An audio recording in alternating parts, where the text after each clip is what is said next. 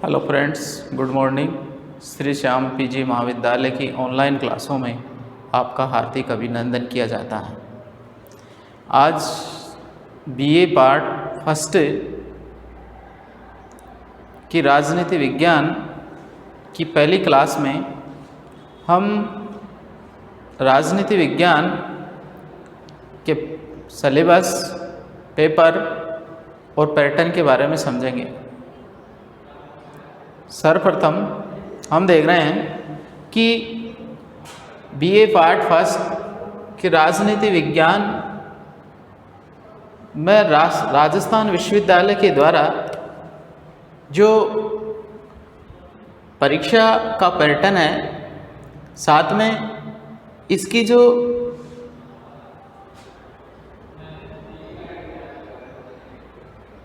Pattern के अनुसार जो सिलेबस निश्चित किया गया है वो इस प्रकार है। जैसे कि इसका जो प्रथम पेपर है राजनीति विज्ञान में, जो इसका प्रथम पेपर है, पहला पेपर, ये राजनीति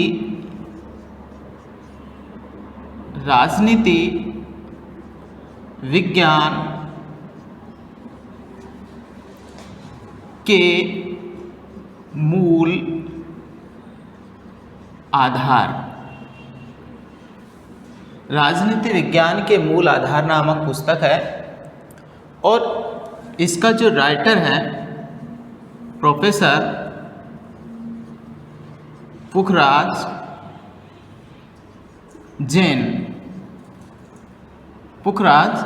जैन है।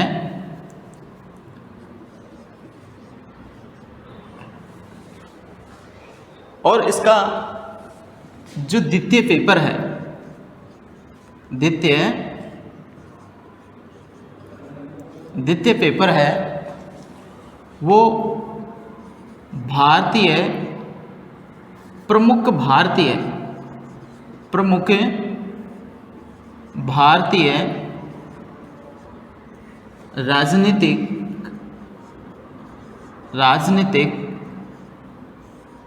विचारक है।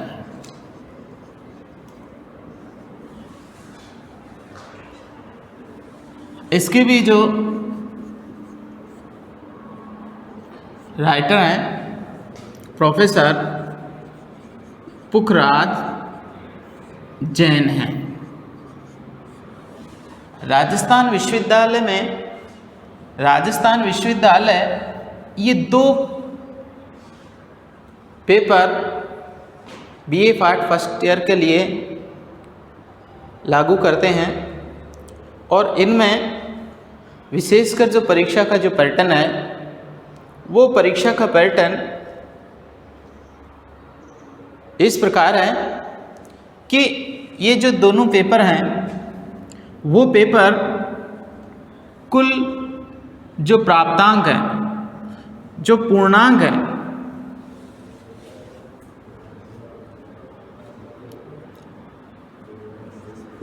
पैटर्न, इसका जो पैटर्न है इसमें विशेष रूप से प्रत्येक पेपर 100 अंक का होगा। 100 अंक है और इस 100 अंकों को इस प्रकार से विभाजित किया गया है। इसमें इन 100 अंकों को विभाजित करने के लिए इसके 3 भाग बनाए गए हैं। खंड ए, खंड ब और खंड श, ये 3 भाग हैं। इन तीनों भागों में जो पहले जो प्रश्न है, प्रश्न 1 से 10 तक, 10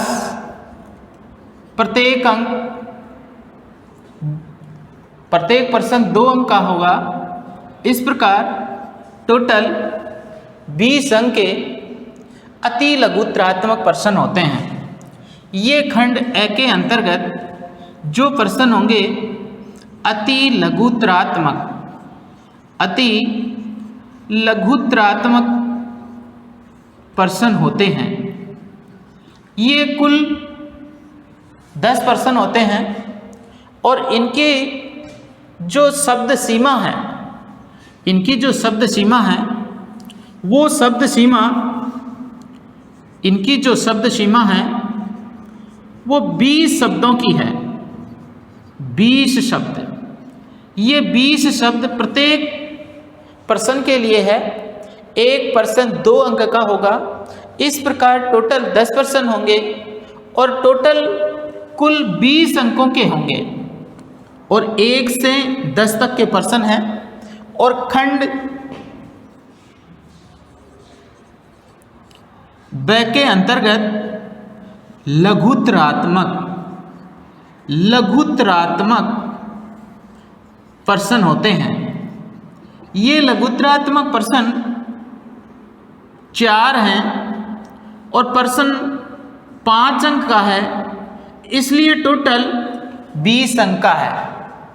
ध्यान दें, 4 पर्सन हैं और 4 पर्सन जिसमें एक पर्सन 5 अंक का होगा, एक पर्सन 5 अंक का होगा। इस प्रकार ये टोटल 20 अंक हैं। इस प्रकार ए और जो ब भाग है, ए और ब भाग है, जो पहले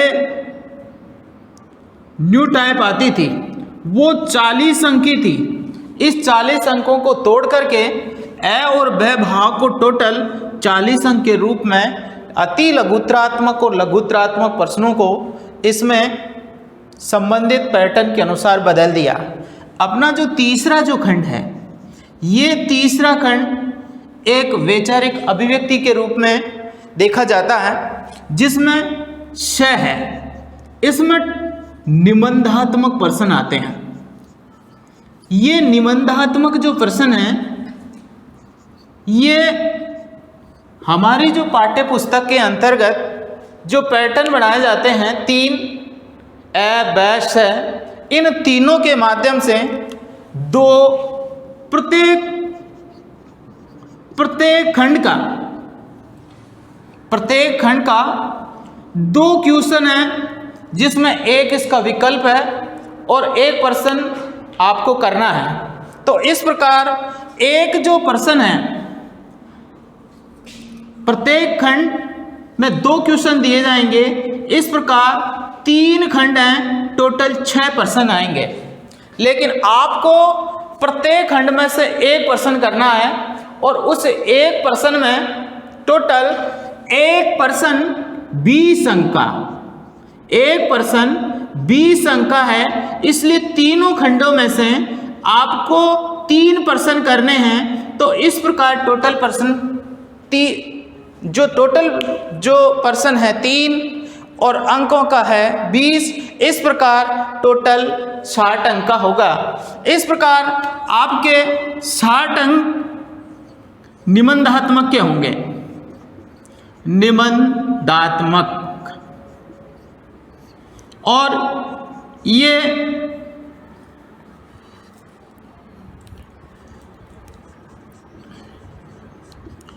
न्यू टाइप। इस प्रकार टोटल पूर्णांक आपका 100 अंक का होगा। इसका मतलब एक जो पेपर है, प्रथम एक जो पेपर है, उस पेपर का पूर्णांक 100 अंक का होगा। और इस प्रकार दोनों पेपरों का जो पूर्णांक है वो कुल 200 अंक का होगा। इस प्रकार बीए पार्ट फर्स्ट के अंतर्गत आपके जो 2 पेपर दे रखे हैं, इन 2 पेपरों के अंतर्गत विशेष रूप से ये 2 जो पेपर हैं, एक राजनीति विज्ञान के मूल आधार और दूसरा है प्रमुख भारतीय राजनीतिक विचारक। इसके जो पैटर्न है वो आपको समझा दिया गया है। ये पैटर्न राजस्थान विश्वविद्यालय से संबंधित हैं और विशेष रूप से ध्यान देना कि पैटर्न के 2 भाग होंगे। प्रत्येक जो बुक है उसके अंतर्गत 3 खंड होते हैं, खंडों में विभाजित होता है A, B और C। ए भाग, बी भाग और सी भाग, ये 3 खंड हैं। तीनों खंडों में से निबंधात्मक प्रश्न आएंगे और निबंधात्मक प्रश्नों के द्वारा आपको जो एक खंड है इसमें से टोटल दो प्रश्न आएंगे। आपको केवल एक प्रश्न करना है और इस प्रकार एक प्रश्न 20 अंक का है। इस प्रकार तीनों खंडों में से प्रश्न 3 करने होंगे और टोटल आएंगे 2 प्रश्न, लेकिन आपको करना एक प्रश्न है और इस प्रकार 20-20 का जो अंक है, इस प्रकार ये 60 अंक के क्वेश्चन आपको इसके निबंधात्मक भाग में करने होंगे। और इस 60 अंक के जो प्रश्न हैं वो तीनों खंडों में से ध्यान में रख कर के करने होंगे। कहीं आप ये गलती नहीं कर दें कि कहीं करना तो आपको 3 ही प्रश्न है, कोई छात्र एक खंड में से 2 प्रश्न कर देता है। अगर वो 2 प्रश्नों को करेगा तो उसकी जांच के अंतर्गत प्रश्न 1 ही माना जाएगा, इसके 1 के प्राप्तांक प्राप्त नहीं किए जा सकेंगे। और क्योंकि आप जो परीक्षा का जो महत्वपूर्ण जो सूचना है उसके अंतर्गत जो उसकी जो ध्यान देने योग्य बातें हैं उनको आप एक बार विशेष रूप से देखेंगे, पढ़ेंगे और उनके नियमों के अनुसार ही कार्य करेंगे। तो हम इस पैटर्न को लेकर के पहली बार जो शुरुआती दौर है उसमें हम इसके पैटर्न को देख रहे हैं कि हमें क्या करना है। इसके 3 खंड हैं, 1 से लेकर 10 तक के जो प्रश्न आएंगे उनकी शब्द सीमा होगी 20। ये 20 शब्द सीमा है और इसके अंतर्गत जो अति लघुतरात्मक प्रश्न आएंगे उस प्रकार के आएंगे। और जो लघुतरात्मक प्रश्न हैं इसमें शब्द सीमा, इसमें शब्द जो सीमा है वो शब्द सीमा 100 शब्द हैं और 100 शब्दों के माध्यम से आप 4 प्रश्न, इसमें कोई ऑप्शन नहीं आएगा, इसमें केवल पूरी किताब में से ही 4 प्रश्न पूछे जाएंगे और 4 प्रश्न छोटे अति लघुतरात्मक, जिससे बड़े जो प्रश्न होते हैं शॉर्ट ऐसे टाइप क्वेश्चन वो 100 शब्दों में आपको बताना है। और इस प्रकार एक प्रश्न 5 अंक का होगा, इसलिए टोटल 20 अंक के होंगे और इस प्रकार ये पूरे 20 अंक के होंगे। और ये दोनों ए और ए 20 अंक का, ब 20 अंक का और जो स है वो 60 अंक का होगा। इस प्रकार आपका जो प्राप्तांक है वो पूरा 100 अंक का होगा। एक पेपर 100 का, इस प्रकार दूसरा पेपर भी 100 का होगा। इसलिए राजनीति विज्ञान में जो पूर्णांक है वो 100 और ये भी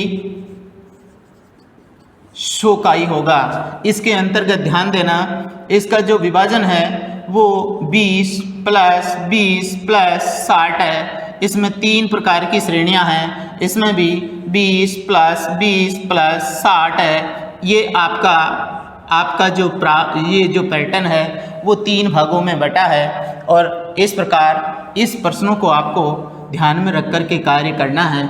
और हम आज से इन कक्षाओं में से अपना जो पहला जो चैप्टर है उसको तैयार कर रहे हैं, ध्यान देना।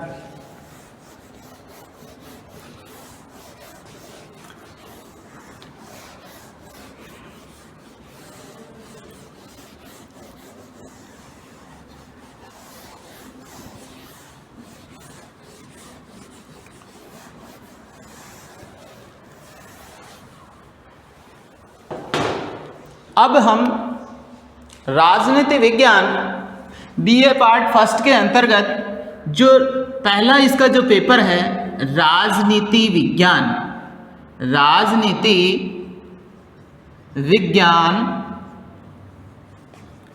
के मूल आधार ये पुस्तक का नाम है।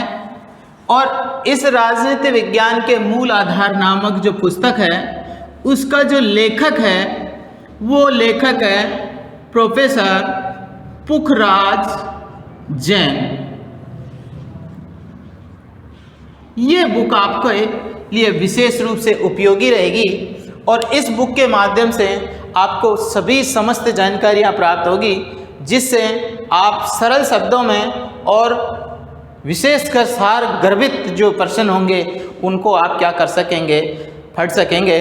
तो ये जो है और इसका जो सिलेबस है जो निम्नलिखित है। जो सबसे पहले इसका जो पहला जो टॉपिक है वो है राजनीति विज्ञान। राजनीति विज्ञान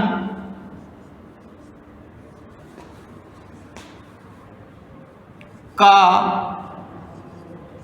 अर्थ, प्रकृति और क्षेत्र। राजनीति विज्ञान का अर्थ, प्रकृति और क्षेत्र के बारे में पहला जो बिंदु है इसको स्पष्ट किया गया है। ये जो पहला जो दृष्टिकोण है वो परंपरागत दृष्टिकोण के माध्यम से, परंपरागत दृष्टिकोण के माध्यम से स्पष्ट किया गया है। ध्यान देना, आपका जो पहला बिंदु है राजनीति विज्ञान का अर्थ, प्रकृति और क्षेत्र है, इसको स्पष्ट किया गया। 2 नंबर पर आप देखेंगे राजनीति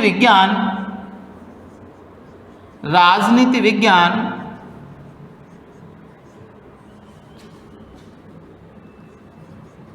का अर्थ, प्रकृति और क्षेत्र। ये हम आधुनिक दृष्टिकोण से पढ़ेंगे। आधुनिक दृष्टिकोण, आधुनिक दृष्टिकोण, इसके 2 चैप्टर हुए। उसके बाद में हम देखेंगे राजनीति विज्ञान की अध्ययन पद्धतियां। इस अध्ययन पद्धतियों में इसके राजनीतिक सिद्धांत में व्यवहारवाद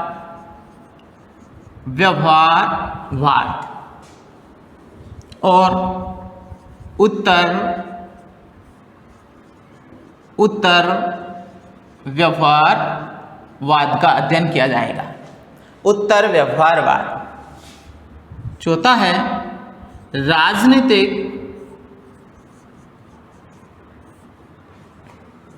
राजनीतिक विज्ञान का, राजनीतिक विज्ञान का अन्य विषयों के साथ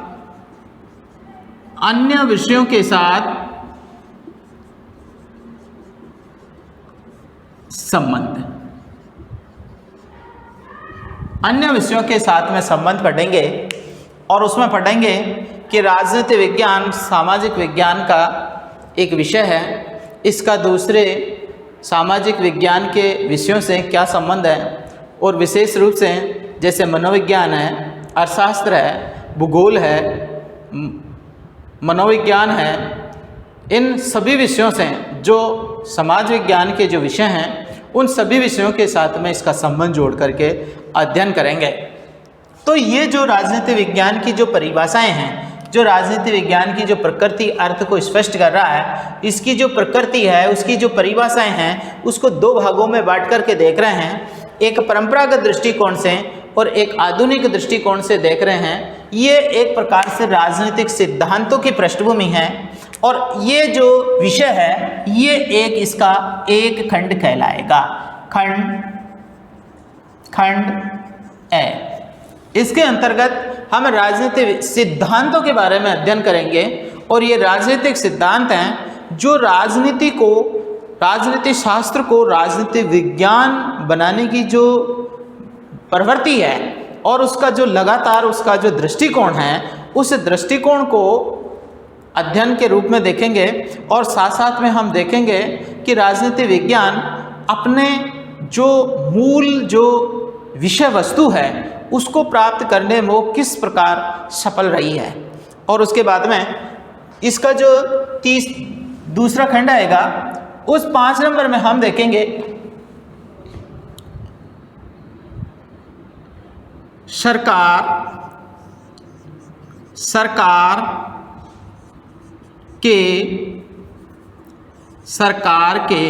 अंग। सरकार के अंगों में हम सबसे पहले कार्यपालिका,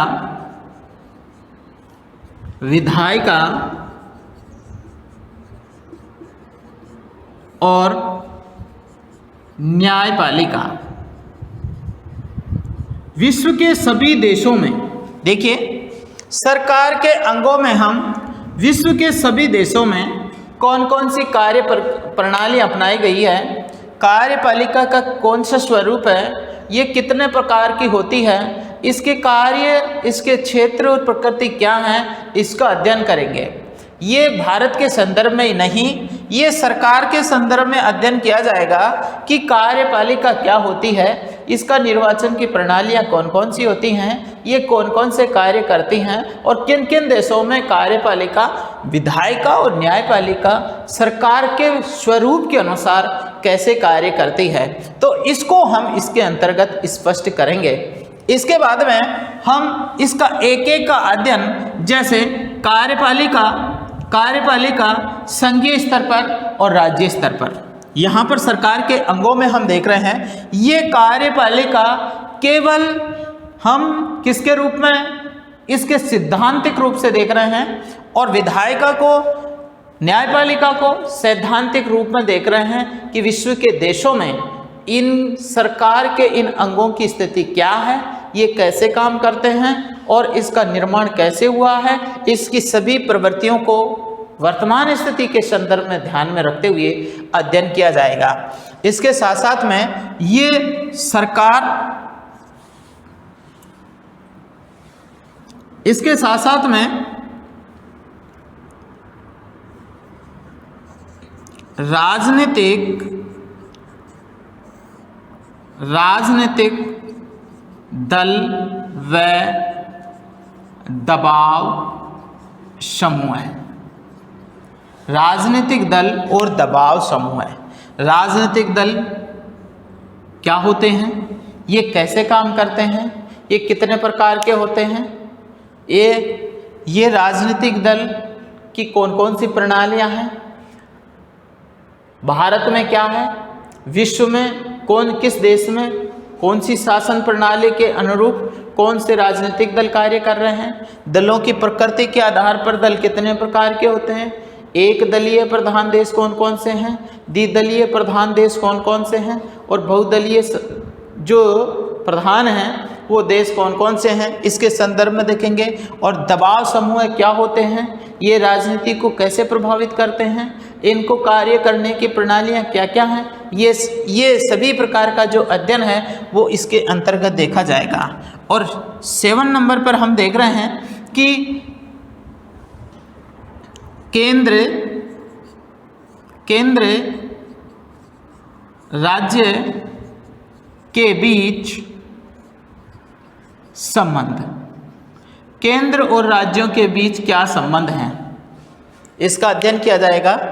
केंद्र और राज्य के बीच में जो संबंध है, उन संबंधों में विशेष रूप से सबसे पहले हम विधायी संबंध देखेंगे, उसके बाद में उसके प्रशासनिक संबंध है, उसके बाद में उसके वित्तीय संबंध हैं। इस प्रकार का अध्ययन किया जाएगा और ये अध्ययन उसकी प्रणालियों का अध्ययन के रूप में किया जाएगा। तो इसके अंतर्गत हमने क्या देखा, ये खंड बी के अंतर्गत हम देख रहे हैं, ये खंड बी के अंतर्गत केंद्र राज्य के बीच संबंधों को लेकर के, राजनीतिक दल और दबाव संबंधों को लेकर के, सरकार में कार्यपालिका, विधायिका और न्यायपालिका, केंद्र को लेकर के भी है, राज्य को लेकर के भी है, ये संपूर्ण अध्ययन इस राजनीतिक सिद्धांत के अंतर्गत किया जाएगा। और इसका जो तीसरा खंड है वो निम्नलिखित है।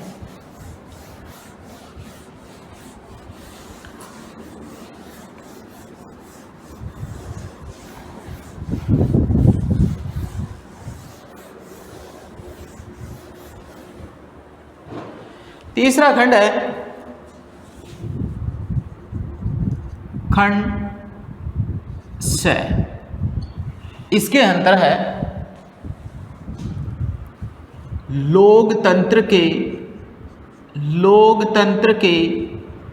समक्ष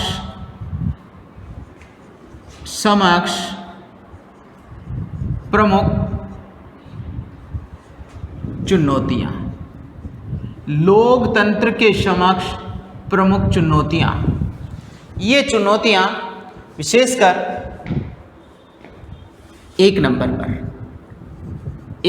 पर है आतंकवाद, आतंकवाद है।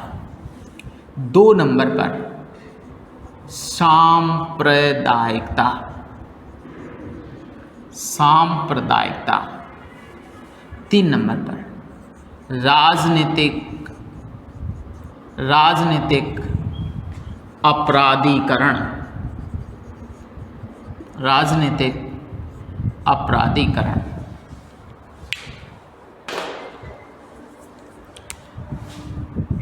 4 नंबर पर है भ्रष्टाचार।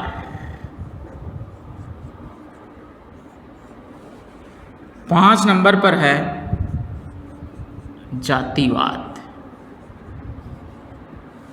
6 नंबर पर है भाषावाद। ये लोकतंत्र के समक्ष प्रमुख चुनौतियां हैं। इन चुनौतियों का अध्ययन हम तीसरे खंड के अंतर्गत इन चुनौतियों का अध्ययन करेंगे। इसके अलावा जो अध्ययन है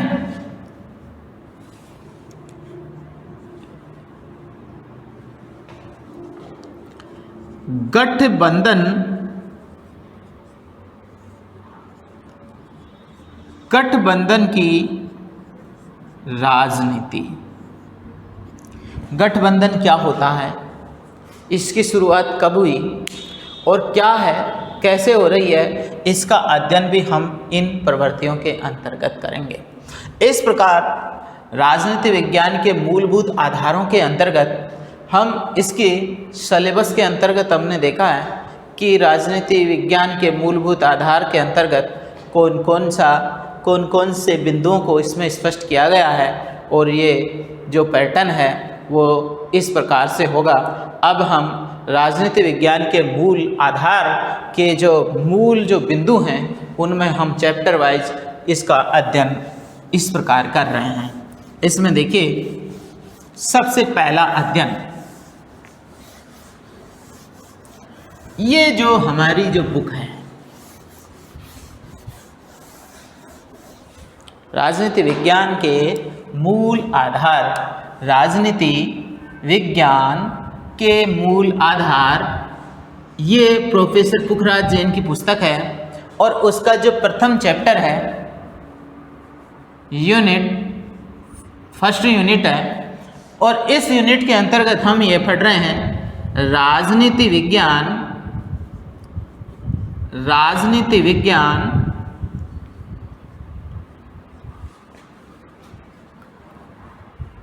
का अर्थ, परिभाषा,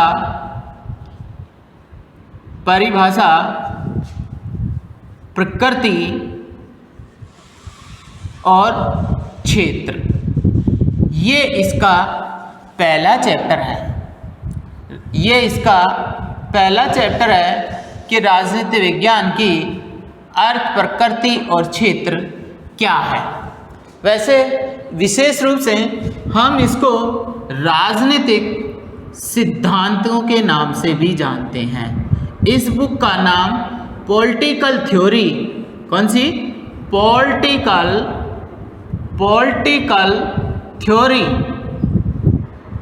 थ्योरी भी इसका नाम है।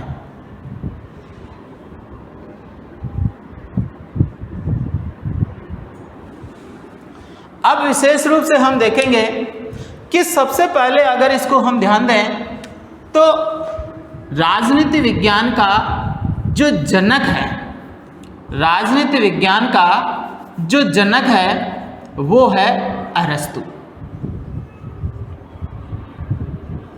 राजनीति विज्ञान का जो जनक है वो कौन है? अरस्तु। और अगर स्थान की बात आए कि राजनीति विज्ञान की जन्मस्थली कौन सी है तो वो है यूनान। क्योंकि राजनीति विज्ञान समाज विज्ञान की एक स्वतंत्र विषय के रूप में जो निर्माण किया है और उसका क्रमबद्ध व्यवस्थित रूप से जो अध्ययन करने वाला पहला जो विचारक है वो अरस्तु है। क्योंकि स्वतंत्र विषय के रूप में इसका जो प्रतिपादन यूनान के अंतर्गत अरस्तु के द्वारा किया गया, तो इसकी शुरुआत भी हम अरस्तु के कथन से ही करते हैं। देखते हैं, अरस्तु ने कहा है कि मनुष्य एक सामाजिक प्राणी है। मनुष्य एक सामाजिक प्राणी है। मनुष्य एक सामाजिक प्राणी है। वह समाज में रहता है और समाज में रहकर अपनी समस्त आवश्यकताओं की पूर्ति करता है। अगर वह समाज में नहीं रहता तो वह या तो पशु है या फिर देवता। इसका मतलब है कि अरस्तु ने अपने कथन के अंतर्गत मनुष्य एक सामाजिक प्राणी यानी मनुष्य व्यक्ति और इसका दूसरा जो संबंध है वो समाज, इन दोनों के बीच में उन्होंने अपने घनिष्ठ संबंध को स्पष्ट किया है। इस घनिष्ठ संबंध को जो स्पष्ट करने की जो बात है, राजनीति विज्ञान की सबसे छोटी से छोटी जो इकाई है वह व्यक्ति है और उसकी सबसे बड़ी से बड़ी इकाई है वो समाज है। ये एक दूसरे के बीच में अंतर संबंध रख रहे हैं। इनके बिना एक दूसरे की कल्पना करना बड़ा मुश्किल है, क्योंकि समाज है तो व्यक्ति है, व्यक्ति है तो समाज है। क्योंकि व्यक्तियों की जो सुरक्षा का कवच है और उनकी जो सर्वांगीण विकास की जो परिस्थितियां उपलब्ध कराने का जो वातावरण तैयार करता है वह समाज है। तो समाज में रहकर मनुष्य अपनी आवश्यकताओं की पूर्ति करता है और उससे समाज का विकास होता है और समाज के विकास से व्यक्ति का भी विकास होता है। इसलिए ये एक दूसरे के बीच में क्या रखते हैं, बड़ा घनिष्ठ संबंध रखते हैं। इसके साथ साथ में हम देखते हैं, इसने एक पहली बात तो ये बता दी कि इनके बिना दूसरी कल्पना नहीं की जा सकती है। तो इसका मतलब यह है कि व्यक्ति और समाज एक दूसरे के बीच में घनिष्ठ संबंध है, एक के बिना दूसरे की कल्पना नहीं की जाती है। और दूसरी जो महत्वपूर्ण बात है उन्होंने ये कह दी कि जो इससे संबंधित नहीं है या तो पशु है या फिर देवता, या तो पशु है या फिर देवता। इसका मतलब पशु है उसको भी समाज की आवश्यकता नहीं पड़ती। उसको समाज की आवश्यकता क्यों नहीं पड़ती? क्योंकि पशु मनुष्य पर आधारित है, उसमें विवेक नहीं है, उसमें विवेक नहीं है, अतः वह अपनी इच्छा के अनुसार कोई भी कार्य नहीं करता। इसका मतलब वो असक्षम है। वो क्या है? असक्षम है। और ये पूरी तरह से क्या है? सक्षम है। इसे तो देवताओं को तो किसी भी प्रकार की कोई आवश्यकता ही नहीं पड़ती, क्योंकि वो सभी आवश्यकताओं की पूरी करने में पूरी तरह से सक्षम है। और इसे पूरी तरह से लोगों की आवश्यकता पड़ती है, क्योंकि इनके खुद में क्षमता होती है। या तो खुद में क्षमता, या तो पूरी तरह से खुद में क्षमता हो, उसको किसी की जरूरत नहीं है, या फिर वो पूरी तरह से असक्षम हो, उसको तो दोनों बात कही गई है। या तो पूरी तरह से सक्षम ही नहीं हो और या पूरी तरह से सक्षम हो। तो या तो पशु होगा तो पशु को भी पूरी तरह से जरूरत पड़ रही है, और या फिर देवता होगा या तो पूरी तरह समाज पर ही निर्भर है, या फिर किसी भी समाज या समाज के व्यक्ति से कोई संबंध नहीं रखता। इन दोनों की बातों को यहाँ पर क्या किया गया है? स्पष्ट किया गया है। तो इसका मतलब इस दृष्टिकोण से ये साफ नजर आ रहा है कि यहाँ समाज एक मनुष्य की पहली आवश्यकता है, और इसलिए मनुष्य एक सामाजिक प्राणी है। और सामाजिक प्राणी होने के साथ साथ उसके साथ साथ में वो एक राजनीतिक प्राणी भी बन गया।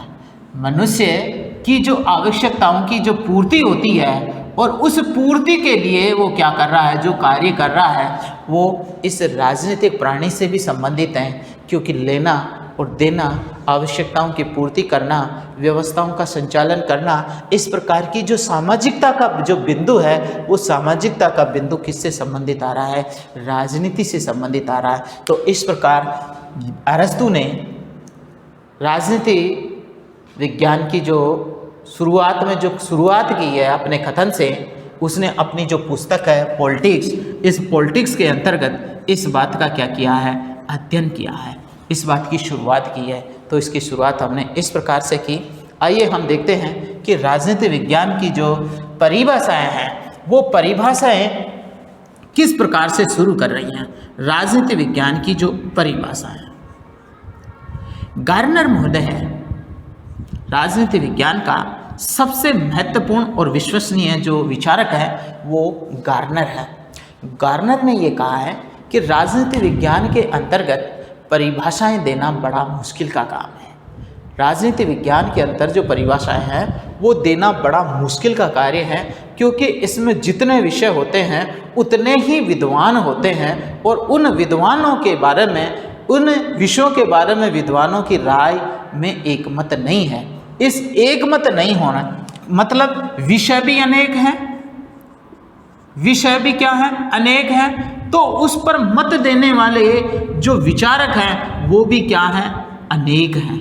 इसका मतलब विचारकों में अनेकता है, विषयों में अनेकता है, इसलिए इसमें एक मत होना बड़ा ही असंभव है। इस आधार पर इसकी सुनिश्चित परिभाषा देना बड़ा ही कठिन काम है।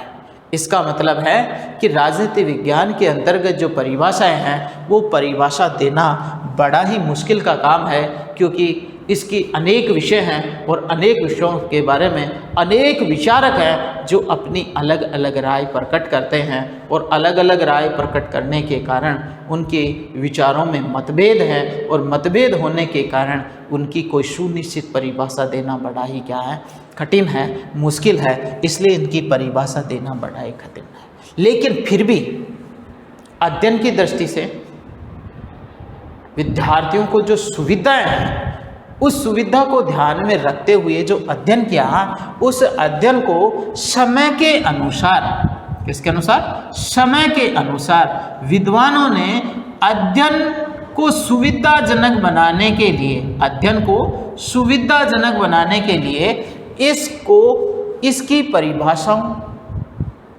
को दो भागों में बांटा गया है। समय और अध्ययन की दृष्टि से राजनीति विज्ञान की परिभाषाओं को क्या किया गया है, दो भागों में बांटा गया है। कितने भागों में बांटा है, दो भागों में बांटा गया है। ये दो भागों में एक नंबर पर है परंपरागत दृष्टिकोण। परंपरागत दृष्टिकोण राजनीति विज्ञान का एक जो प्राचीन दृष्टिकोण है, जो प्राचीन दृष्टिकोण को ध्यान में रख कर के राजनीति की कल्पना के आधार पर या प्राचीन पद्धतियों के आधार पर जो राजनीति की विषय वस्तु पर जोर देता है और राजनीति के अध्ययन का जो स्रोत मानता है उसको हम परंपरागत दृष्टिकोण का नाम देते हैं। क्योंकि ये प्राचीन अध्ययन पद्धतियाँ, कौन सी अध्ययन पद्धति, प्राचीन अध्ययन पद्धतियों पर जोर देता है, प्राचीन अध्ययन पद्धति। और साथ साथ में इसके अंतर्गत ये जो अध्ययन पद्धतियां हैं वो विशेषकर प्राचीन अध्ययन पद्धतियों के अंतर्गत, इसके अंतर्गत राजतंत्रात्मक, कौन सी शासन प्रणाली, राजतंत्रात्मक शासन प्रणाली को विशेष रूप से ध्यान रखा है। इसलिए धर्म और दर्शन की स्थिति को ध्यान में रख करके अध्ययन पर जोर देता है। अतः ये जो अध्ययन है वो कल्पना के आधार पर है, ये जो अध्ययन है वो पूरी तरह से एक ऐतिहासिक पद्धतियों पर आधारित है, ये कल्पना पर आधारित अध्ययन है। इस प्रकार का जो अध्ययन है उस अध्ययन को हम परंपरागत दृष्टिकोण के नाम से जानेंगे। तो इसकी जो विषय वस्तु है वो इतिहास है। कौन सी है, इतिहास। इसकी जो अध्ययन की जो पद्धतियां हैं वो ऐतिहासिक पद्धतियां हैं, काल्पनिक पद्धतियां हैं, ऐतिहासिक हैं और ये आदर्शवाद पर ज़्यादा जोर दे रही है। किस पर जोर दे रही है, आदर्शवाद पर। किस पर ध्यान देना, आदर्शवाद पर ज़्यादा जोर दे रही है और ये आदर्श मूल्यों पर जोर देती है। इसलिए ये जो अध्ययन पद्धति है वो परंपरागत अध्ययन पद्धति है। इस समय के जो अध्ययन किया गया उसको राजनीति में राजनीति शास्त्र, कौन सा शास्त्र नाम दिया गया, राजनीतिक शास्त्र के नाम से जाना जाता है। क्योंकि राजनीतिक जो अध्ययन है, प्राचीन राजनीतिक जो अध्ययन है उसको हम राजनीतिक शास्त्र के नाम से जानेंगे। और कुछ विद्वान इसको राजनीतिक दर्शन के संबंध में भी राजनीतिक दर्शन के नाम से भी अभिभूत करते हैं। आई बात समझ में। ध्यान देना, राजनीति विज्ञान को समय की दृष्टिकोण के आधार पर अध्ययन की सुविधा से उसको दो भागों में बांटा है। एक नंबर पर परंपरागत दृष्टिकोण और दूसरा दृष्टिकोण है उसको हम कहते हैं आधुनिक या व्यवहारवादी, आधुनिक या व्यवहारवादी दृष्टिकोण। दूसरा जो तरीका आएगा उसको हम कहेंगे आधुनिक या व्यवहारवादी दृष्टिकोण। राजनीति विज्ञान की जो परिभाषा देने का जो दूसरा तरीका है वो व्यवहारवादी है, नवीनतम तरीका है, शोध और सिद्धांतों के आधार पर है, ये कल्पना के आधार पर नहीं, तथ्यों के आधार पर है, ये प्राचीन विधियों के आधार पर नहीं होकर के ये जो वर्तमान की जो समसामयिक जो स्थितियां हैं जिसमें तुलनात्मक अध्ययन पद्धतियां हैं। कौन कौन सी अध्ययन पद्धतियां? वर्तमान की, क्योंकि इसको किसके संदर्भ में? विज्ञान के संदर्भ में देख करके पढ़ा जाता है। किसके संदर्भ में? विज्ञान के संदर्भ में देख करके पढ़ा जाएगा। और विज्ञान के संदर्भ में देख करके पढ़ेगा तो इसके अंतर्गत क्या की जाएगी? तुलनात्मक। कौन सी स्थितियां? तुलनात्मक स्थितियों का अध्ययन किया गया है। इसलिए राजनीति विज्ञान एक विज्ञान के रूप में अध्ययन किया जाएगा। और समाज विज्ञानों के अंतर्गत जो ऐतिहासिक अध्ययन है उसमें जो राजनीतिक तथ्य हैं, कौन से तथ्य? राजनीतिक व्यवहार का जो अध्ययन है उसी का यहाँ तक जो अध्ययन किया गया है वो समस्त राज्य का अध्ययन है, राज्य का समस्त अध्ययन है। यहाँ पर राज्य के राजनीतिक व्यवहार का अध्ययन है और ये राजनीतिक व्यवहार का तथ्यात्मक अध्ययन करना और इस अध्ययन के आधार पर इसको क्या करना, इसका एक शोध और सिद्धांतों पर ज़्यादा जोर देना, इसको प्रयोगात्मक अध्ययन के रूप में बनाए रखना, इस प्रकार का अध्ययन राजनीति विज्ञान के रूप में कहलाएगा। तो ध्यान देना, राजनीति विज्ञान की जो परिभाषाएं हैं उस परिभाषाओं को समय के ध्यान में अध्ययन की दृष्टि से समय के आधार पर, अध्ययन की दृष्टि से समय के आधार पर राजनीति विज्ञान की परिभाषाओं को दो भागों में बांटा गया है। एक तो परंपरागत दृष्टिकोण और दूसरा आधुनिक या व्यवहारवादी दृष्टिकोण। परंपरागत दृष्टिकोण राजनीति विज्ञान को प्राचीन अध्ययन पर जोर देता है, जबकि आधुनिक दृष्टिकोण राजनीति विज्ञान में वर्तमान कालीन स्थितियों को ध्यान में रख कर के मानव के राजनीतिक व्यवहार के अध्ययन पर जोर देता है। मानव के राजनीतिक व्यवहार, केवल और केवल मानव के राजनीतिक व्यवहार के अध्ययन पर जोर देता है। और इसलिए ये जो अध्ययन है वो इतिहास पर आधारित है। ये अध्ययन है जो तुलनात्मक अध्ययन प्रणालियों के आधार पर किया है। इसलिए इसके अध्ययन के दृष्टिकोण में दो तत्व शामिल हैं, एक परंपरागत दृष्टिकोण और दूसरा है आधुनिक दृष्टिकोण। तो इस प्रकार इसकी जो परिभाषाएं हैं दो भागों में बटी हैं। तो हम देख रहे हैं सबसे पहले परंपरागत दृष्टिकोण के आधार पर राजनीति विज्ञान की परिभाषाएं।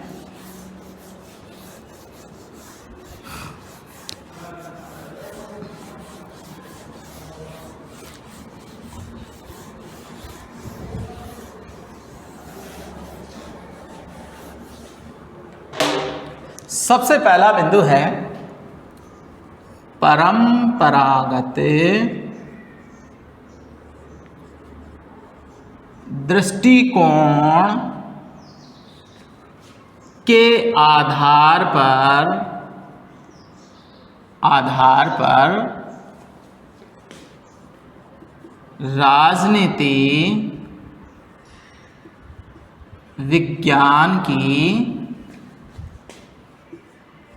पर राजनीति विज्ञान की परिभाषा।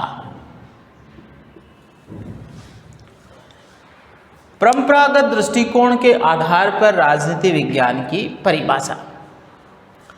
हमने सबसे पहले ये देखा कि परंपरागत जो दृष्टिकोण है वो प्राचीन अध्ययन है, प्राचीन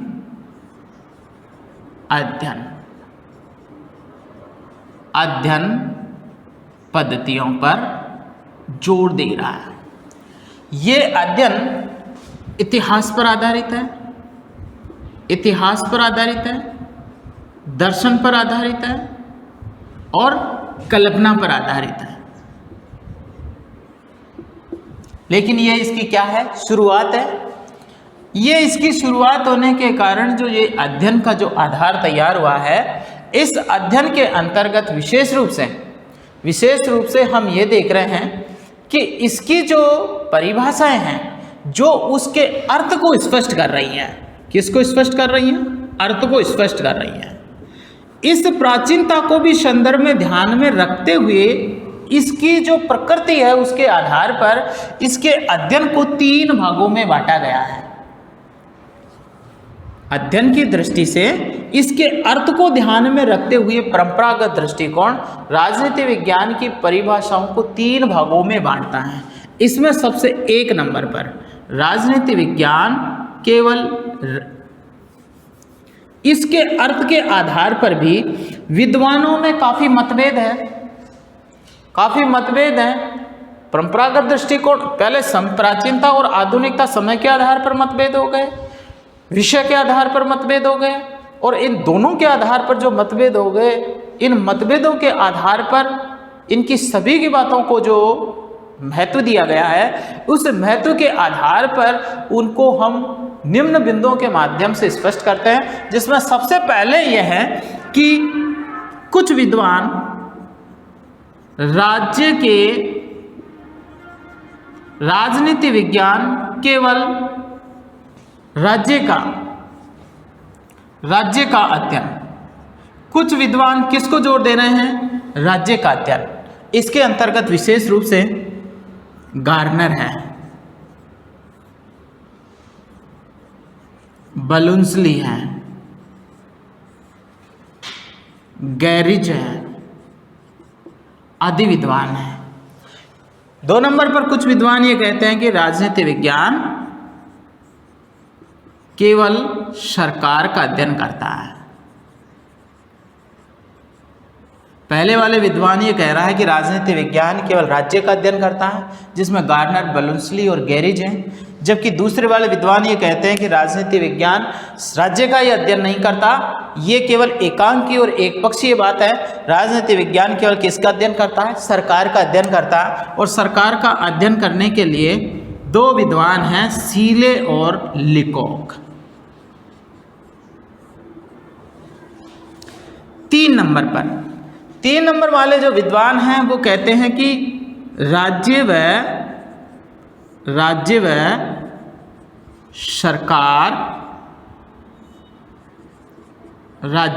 सरकार का अध्ययन। ये विद्वान राज्य और सरकार दोनों के अध्ययन को महत्व दे रहे हैं।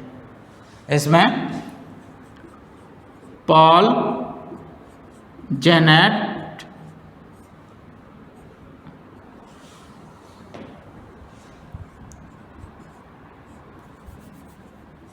डिमॉक,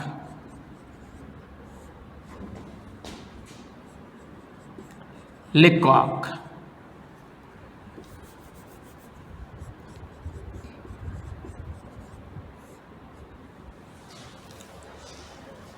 ये 3 परिभाषाएं परंपरागत दृष्टिकोण के आधार पर जो राजनीति विज्ञान है, उस राजनीति विज्ञान की परिभाषाओं को 3 भागों में बांटा गया है। राजनीति विज्ञान का परंपरागत दृष्टिकोण राजनीति विज्ञान की परिभाषाओं को 3 भागों में बांटता है। 1 नंबर पर राज्य का अध्ययन है। राज्य का अध्ययन करने वाला गार्नर है, बलुंसली है और गैरिज है। ये विद्वान ये मानते हैं कि राजनीति विज्ञान केवल और केवल राज्य का ही अध्ययन करता है, क्योंकि इसकी शुरुआत किससे हुई है? राज्य से हुई है। इसलिए ये विद्वान इसके पक्ष में है कि राजनीति विज्ञान राज्य के संदर्भ में, क्योंकि इसका अंतिम और प्रारंभ किससे हुआ है? राज्य से हुआ है, इसलिए राज्य ही सब कुछ है। इसलिए राजनीति विज्ञान का जो दृष्टिकोण है वो राज्य पर निर्भर है, इसलिए राज्य ही सभी का अध्ययन करने वाला विषय है। दूसरे वाले विद्वान सीले और लिकॉक केवल सरकार नहीं, राज्य को महत्व नहीं, ये केवल किसको महत्व दे रहे हैं? सरकार को महत्व दे रहे हैं। इसलिए राजनीति विज्ञान सरकार के महत्व से संबंधित है। तीसरे वाले राज्य और सरकार दोनों को मिला करके कह रहे हैं। और चौथे जो हैं मानवीय यानी मानव का अध्ययन, मानव का मानव का अध्ययन। हरमन फाइनर। हरमन फाइनर ये किस पर जोर दे रहे हैं? ये मानव के अध्ययन पर जोर दे रहे हैं। तो हम एक एक बिंदुवार समझेंगे कि राज्य का अध्ययन कैसे किया गया है। ध्यान देना, राज्य का अध्ययन इसके अर्थ के आधार पर स्पष्ट हो रहा है। अर्थ के आधार पर स्पष्ट कैसे हुआ? हमने पहले ये देखा कि राजनीति की जो उत्पत्ति है वो उत्पत्ति कहाँ पर हुई है? यूनान में। यूनान में कैसे हुई है ये देखिए। राजनीति अंग्रेजी के पॉलिटिकल शब्द से है। राजनीति के पॉलिटिकल शब्द से बनी है। और पॉलिटिकल जो शब्द है वो यूनान में एक भाषा चलती थी, उसको क्या भाषा कहते हैं? लैटिन भाषा। ये लैटिन भाषा के किससे बना है? POLIC, पोलिश शब्द से बना है। कौन से शब्द से बना है? पोलिश शब्द से बना है। ध्यान देना, राज्य का अध्ययन, परंपरागत दृष्टिकोण वाले विद्वान किसी एक बात पर सहमत नहीं हैं। उनके विषयों को लेकर विद्वानों के बारे में काफ़ी मतभेद हैं, इसलिए इस पर कोई एक निश्चित परिभाषा देना बड़ा ही कठिन कार्य है। लेकिन फिर भी अध्ययन की दृष्टि से विद्वानों में किसी बिंदु के आधार पर एक मत करने की राय स्पष्ट की गई है। इसलिए परिभाषा के आधार पर इसको निम्न अर्थ के आधार पर इसको निम्न आधार पर प्रकट किया है। जैसे कि राजनीति का अर्थ हम इस रूप में देखते हैं कि राजनीति अंग्रेजी के पॉलिटिकल शब्द से बनी है और पॉलिटिकल लैटिन भाषा के पोलिस शब्द से बना है। और पोलिस का यूनान के अंतर्गत अर्थ होता था नगर या राज्य। नगर या राज्य।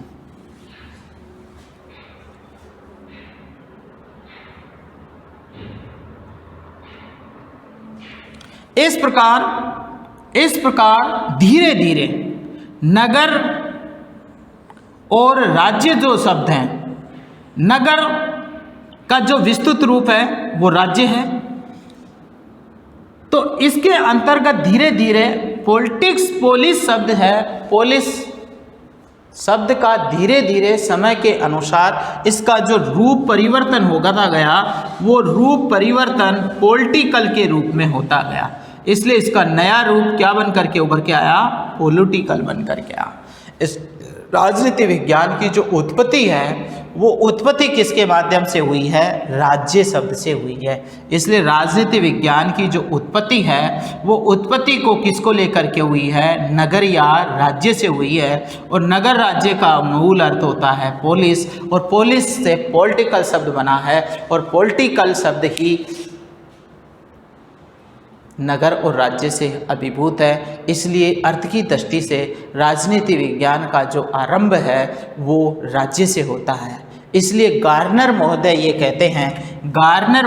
कहते हैं कि राजनीति विज्ञान का अंत और आरंभ है। ध्यान देना, ये बहुत महत्वपूर्ण परिभाषा है और ये परिभाषा को अति लघुत्रात्मक प्रश्नों में पूछ भी लिया जाता है। और ये कहा जाता है कि गार्नर महोदय ये कह रहे हैं इसकी परिभाषाओं में सबसे पहले 1 नंबर पर गार्नर क्या परिभाषा दे रहा है? गार्नर ये परिभाषा दे रहा है कि राजनीति विज्ञान का अंत और आरंभ। राजनीति विज्ञान का अंत और आरंभ।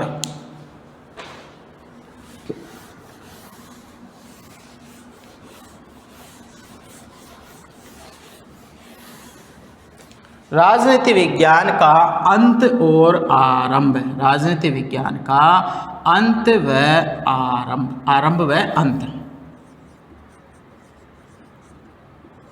आरंभ व अंत किससे हो रहा है? राज्य से होता है। राजनीति विज्ञान का अंत और आरंभ किससे हो रहा है? अंत और आरंभ राज्य से होता है। ये परिभाषा गार्नर महोदय ने दी है। ये परिभाषा किसने दी है? गार्नर महोदय ने दी है। और बलून्सली ने क्या कहा है? राज्य के समस्त विषयों का जो अध्ययन करने वाला है, राज्य के समस्त विषयों का जो अध्ययन करने वाला जो शास्त्र है उसी का नाम क्या है? राजनीति है। राज्य के जो समस्त विषयों का जो अध्ययन करने वाला जो विषय है, जो शास्त्र है, उसी का नाम राजनीति शास्त्र है। ये बलून्सली ने परिभाषा दी है। और समस्त विषयों के अंतर्गत इसके जो आधारभूत तत्व हैं, इसकी जो प्रकृति है, इसकी जो कार्य प्रणाली है, उनको ध्यान में रख करके क्या किया गया है? स्पष्ट किया गया है। और इस प्रकार बलून्सली ने ये कहा है कि राजनीति विज्ञान राज्य की समस्त आवश्यकताओं का अध्ययन करने वाला विषय है। गैरिज ये कह रहा है, गैरिज क्या कह रहा है? गैरिज ये कह रहा है कि राजनीति विज्ञान राज्य के आधारभूत तत्वों के, राज्य के आधारभूत तत्वों का अध्ययन, आधारभूत तत्वों का अध्ययन करने वाला शास्त्र है। आधारभूत तत्वों का अध्ययन करने वाला जो विषय है, उस विषय का नाम ही क्या है? उस विषय का नाम ही राजनीति है। इसलिए राज्य का जो अध्ययन करने वाले जो विषय हैं, उन विषयों को हमने किसके संदर्भ में देखा? किसके संदर्भ में देखा? राज्य के संदर्भ में। इसलिए परंपरागत दृष्टिकोण ये कहता है कि राजनीति विज्ञान का जो दृष्टिकोण है वो एक अंतःशास्त्रीय दृष्टिकोण न होकर के ये ऐतिहासिक अध्ययन है। इसलिए इसको हम राजनीतिक दर्शन या राजनीतिक शास्त्र के नाम से अभिभूत करते हैं। इसलिए इस अध्ययन को हम निम्न बिंदुओं के आधार पर स्पष्ट कर सकते हैं। तो ये पहला जो बिंदु है, इसकी प्रकृति के आधार पर, इसके अर्थ के आधार पर स्पष्ट हुआ है कि राजनीति विज्ञान का जो आरंभ और अंत है वो किससे हुआ है? राज्य से हुआ है। इस प्रकार इन बातों से पूरी तरह से स्पष्ट है। इसका दूसरा जो अध्ययन है, वो है सरकार का अध्ययन। राजनीति विज्ञान के जो दूसरा जो अध्ययन है वो अध्ययन है सरकार का अध्ययन। अब जो विद्वान राजनीति विज्ञान के परंपरागत दृष्टिकोण में जो राज्य के समर्थक हैं, वो ये मानते हैं कि राजनीति विज्ञान राज्य का ही अध्ययन नहीं करता, वो सरकार का भी अध्ययन करता है। क्योंकि राज्य का अध्ययन बताने वाले विद्वान एक पक्षीय और एकांकी परिभाषा देते हैं। इसलिए उनकी परिभाषाएं निश्चित तौर पर सर्वमान्य नहीं कही जा सकती। इसलिए उसके अध्ययन को हम निम्न बिंदुओं के आधार पर ये कह सकते हैं कि राजनीति विज्ञान केवल राज्य का ही अध्ययन नहीं, बल्कि ये किसका अध्ययन है? सरकार का भी अध्ययन है। सरकार का अध्ययन। राजनीति विज्ञान किसका विषय है? सरकार का अध्ययन है। अब सरकार का अध्ययन कैसे? शीले और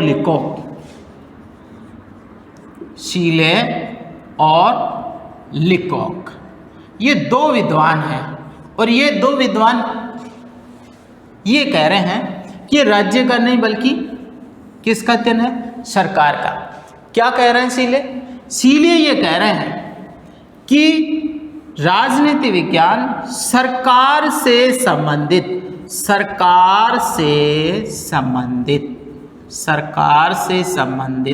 विद्या है। सरकार से संबंधित विद्या है। शीले ये कह रहा है कि राजनीति सरकार से संबंधित क्या है? विद्या है। इसका मतलब है कि सरकार के संपूर्ण अंगों का निरूपण इसमें किया गया है। इसका प्रशासन संबंधी कार्य है, इसका कानून निर्माण संबंधी कार्य है, इसका विवादों का जो न्याय है उससे संबंधित कार्य है, ये सारा कार्य किससे संबंधित आ रहा है? सरकार से संबंधित। और सरकार से संबंधित संपूर्ण जो प्रक्रियाएं हैं, इस प्रक्रियाओं का जो अध्ययन किया है उसको हम किसका नाम दे रहे हैं? सरकार का नाम दे रहे हैं। तो ये जो अध्ययन है वो पूरी तरह से क्या है? इन दोनों के बीच में संबंध स्पष्ट कर रहा है। इसके साथ साथ में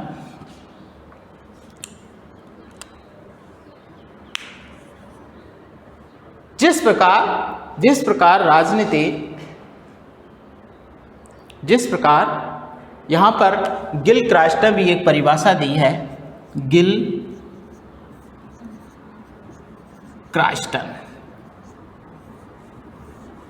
गिलक्रास्टन ने भी क्या परिभाषा दी है? और वो परिभाषा इस प्रकार है कि जिस प्रकार रेखागणित लंबाई चौड़ाई का अध्ययन करता है, अर्थशास्त्र पूंजी का अध्ययन करता है,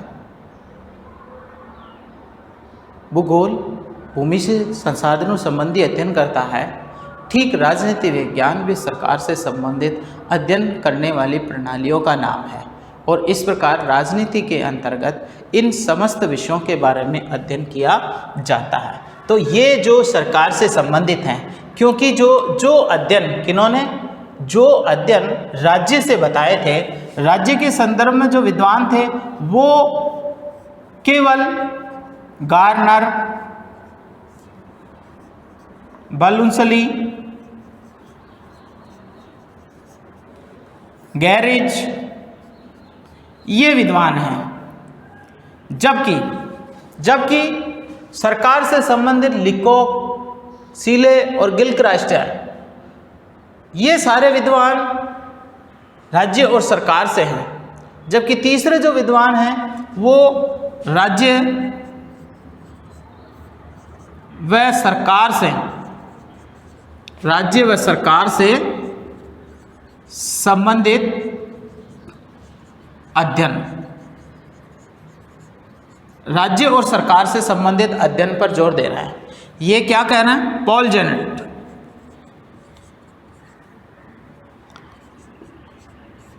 जेनेट क्या कह रहा है? पॉल जेनेट ये कह रहा है कि राज्य और सरकार उसी प्रकार संबंधित है जिस प्रकार अगर राज्य उसका यंत्र है तो सरकार उसका क्या है? संचालक है। राज्य अमूर्त है जबकि सरकार मूर्त है। अमूर्त और मूर्त, राज्य को जो संचालन करने वाला जो तंत्र है वही तंत्र क्या है? सरकार है। और इस सरकार रूपी तंत्र के माध्यम से ही राज्य का क्या होता है? संचालन होता है।